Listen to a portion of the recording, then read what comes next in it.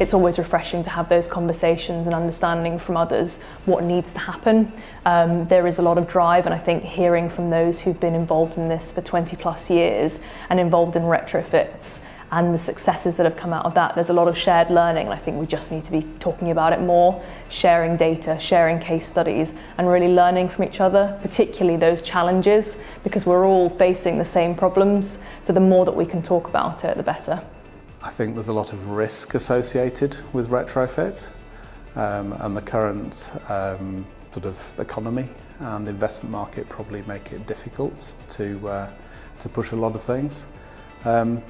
And I think also the number of different areas we're looking at. Ultimately, property is a very complex area, and it's all around the need to get good quality teams with good quality information engaged very early in the process to come to deliver the best outcomes. The one message we give is at least get us in really early. A walk around a building with a full design team, and certainly from the structural perspective, we can give some very early indications of what some of the constraints might be in terms of the existing building. What we ultimately want to do is investigate the existing structure from an embodied carbon point of view. We want to keep as much of the structure as possible. And key to that is some detailed surveys to just understand how is it working at the moment, how does it function, how are the loads transferred, what can we then do, how do some of those constraints inform what we want from a retrofit perspective. Data is king, so data should drive all the decisions for what's made, particularly around the environmental control and the energy. And we actually got an opportunity with an existing building that we don't have with new build, in that we have measured data, or we should have measured data, but there's a potential to know exactly how the building works, get under the skin of how the building works, and use that to inform design decisions to optimise building services and actually get more value or lower capex by designing what is actually required rather than what would be generically necessary if you follow design guides. And that can be enhanced with use of digital twins, which then, once the building is in use, can then capture that data, modify it, predict how changes then will impact in the future. Something as simple as an iPhone with a LiDAR scanner can be used to produce very accurate 3D scans of some of the projects that we're looking at, down to drone surveys, point cloud surveys. Some of these buildings can be very difficult to access. There could be scaffolding in there. They could be unsafe. Point clouds give you that accuracy to then import into a BIM model that allow us to interrogate it from a safe perspective, and give us a lot more information that we have in the office that we don't have to keep back and visiting site.